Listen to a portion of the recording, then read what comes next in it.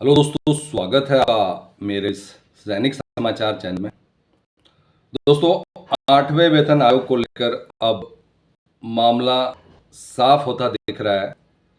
कल हमने बात किया था दोस्तों कि डीए को जो 50% है बेसिक में मर्ज करने के लिए, उसके ऊपर हमने कल बात किया था, जो कि सरकार की तरफ से सीधे सीधे जो है दो टूक शब्दों में जो जवाब आया था वो था कि नहीं, डीए को बेसिक में मर्ज नहीं कर रहे हैं। दोस्तों, हमने बात किया था कि इससे पहले जहाँ भी सिलसिला था वो मीडिया रिपोर्ट का था। बहुत सारे लोग कह रहे हैं कि दोस्तों इसका ऑर्डर कहाँ है। ये सारी की सारी क्लिपिंग्स जो हम बात कर रहे हैं, ये लोकसभा राज्यसभा के जो क्वेश्चन आंसर सेशन होते हैं, आप देखते हैं कि जो लोकसभा में जो प्रश्नोत्तरी काल होता है, या जहाँ पे जो एमएलएज हैं, मंत्री हैं, जो कि अपनी बातों को रखते हैं, जहाँ पे सरकार से सवाल किया जाता है, ये दोस्तों सीधे सीधे वहाँ से अपडेट्स हैं। इसके लिए कोई ऑर्डर जारी नहीं हुआ है, लेकिन अगर सरकार इन बातों को राज्यसभा में बोल रही है या सरकार का इसमें क्लैरिफिकेशन लोकसभा में है, तो ये इससे ज़्यादा ऑथेंटिक नहीं हो सकता। अगर हम बात करें पूरा का पूरा एक ऑर्डर की कॉपी की, तो दोस्तों ये ऑर्डर की कॉपी नहीं है। इसमें जो है, जब तक कोई चीज़ इंप्लीमेंट नहीं होती तब तक उसके ऑर्डर की कॉपी नहीं बना सकते।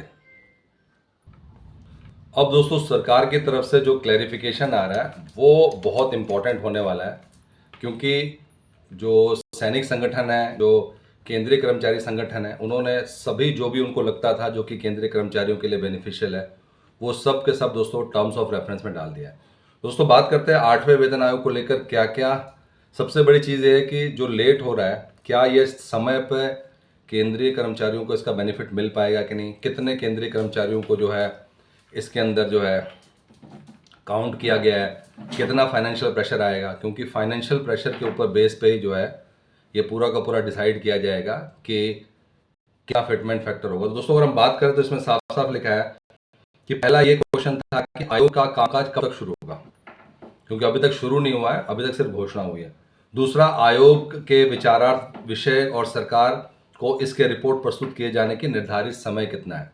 एक बार कमेटी बैठ जाएगी तो टाइम कितना, क्योंकि ये जानना बहुत ज़रूरी है।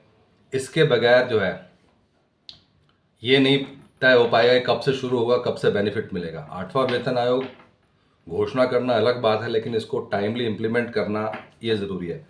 इसके जवाब में जो है वित्त मंत्री निर्मला सीतारमण ने कहा कि सरकार द्वारा 8वें वेतन आयोग का गठन का जो निर्णय लिया गया है और जिसकी सिफारिशें हैं, सरकार द्वारा उन्हें स्वीकार कर लिए जाने के बाद ही जो है 8वें वेतन का मूल्यांकन किया जाएगा। जो भी सिफारिशें हैं पहले उस पर चेकिंग होगी, और इसके ऊपर विचारार्थ विषय पर रक्षा मंत्रालय, गृह मंत्रालय, कार्मिक और प्रशिक्षण विभाग और राज्य सहित प्रमुख स्टेक होल्डरों से इनपुट मांगे गए हैं।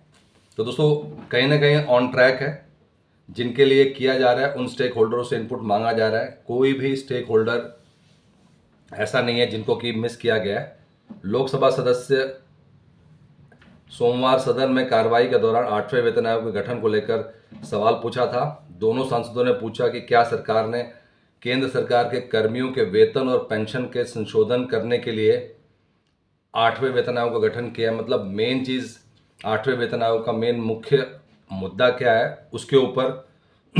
तीसरा, 7वें केंद्रीय वेतन आयोग के स्तर पर केंद्र सरकार के ऐसे कर्मचारियों और पेंशन भोगियों की अनुमानित संख्या क्या है जिन्हें 8वें वेतन आयोग में लाभ पहुंचेगा।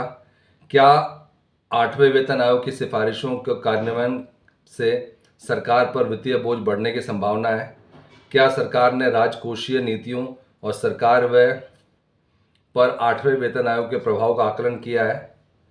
और इसमें जो है, जो असली जवाब ये है कि 8वें वेतन आयोग के गठन का जो निर्णय लिया है उस पर अभी तक जो है जितने भी इम्पोर्टेंट स्टेक होल्डर से बात चल रही है, और एक बार ये बातचीत का सिलसिला ख़त्म हो जाए, कौन कौन से डिमांड जो है आगे बढ़ानी है, उसके बाद ही दोस्तों इन सारी चीज़ों पे जो है बात होगी। और इसमें लिखा है कि 33.91 लाख की स्थिति के अनुसार रक्षा कार्मिक और पेंशन भोगियों भी लाभान्वित होंगे। छठे सवाल में वित्त मंत्री ने कहा है कि विचारार्थ विषय पर रक्षा मंत्रालय, गृह मंत्रालय, कार्मिक। तो दोस्तों, सेम चीज़ ये है कि ट्रैक पे है और जो टर्म्स ऑफ रेफरेंस है उसका बहुत ध्यान से काम हो रहा है कि कोई भी जो है पार्टी रह ना जाए इसमें और सभी का हो। अब तो एक बार फिर बताना चाहेंगे कि ये कोई ऑर्डर नहीं निकला है। ये आप सब जानते हैं कि लोकसभा है, राज्यसभा है, वहाँ पे क्वेश्चन पूछे जाते हैं सरकार से। विपक्ष का काम है क्वेश्चन पूछना जिससे कि सरकार जो है ट्रैक पे चले। सरकार का काम है उन मुद्दों का जवाब देना, इसीलिए संसद चलती है। और उसमें जो है ये लोगों के मुद्दे हैं, केंद्रीय कर्मचारियों के मुद्दे हैं, उस पे जो है सवाल किए जा रहे हैं। और मेन मकसद ये है कि जो घोषणा की गई है वो इम्प्लीमेंट भी हो और इम्प्लीमेंटेशन भी सही तरीके से हो। दोस्तों, ये था लेटेस्ट जो अभी संसद में चर्चा हुई है। और सबसे बड़ी चीज़ चर्चा हुई है सरकार के साथ जिन्होंने इसको इम्प्लीमेंट करना है। मीडिया रिपोर्ट चलता रहता है, मीडिया रिपोर्ट से भी कहीं ना कहीं आसपास की खबरें होती हैं और उसी को लेकर दोस्तों सरकार पे भी दबाव डाला जाता है, विपक्ष भी डालता है। और इसी वजह से दोस्तों ये एक बार फिर से 6 से 7 क्वेश्चन है जिसमें कि कितना खर्च पड़ने वाला है, क्या सिचुएशन जो है ऑन ट्रैक है, कब से कमेटी बैठेगी, ये सब के सवालों के जवाब का जो है सरकार ने क्लैरिफिकेशन किया है। क्योंकि 8वां वेतन आयोग एक बड़ी जो है इम्प्लीमेंटेशन है और इसमें मेक श्योर करना पड़ेगा कि सभी स्टेक होल्डर्स के जो रिस्पॉन्सेज हैं, इनपुट्स हैं, उनको जो है शामिल किया जाए। दोस्तों, ये था आज का इंपॉर्टेंट अपडेट सभी केंद्रीय कर्मचारियों के लिए, पेंशनर्स के लिए। अगर वीडियो पसंद आए तो लाइक कीजिए, शेयर कीजिए और सब्सक्राइब करना ना भूलें। Thank you for watching this video.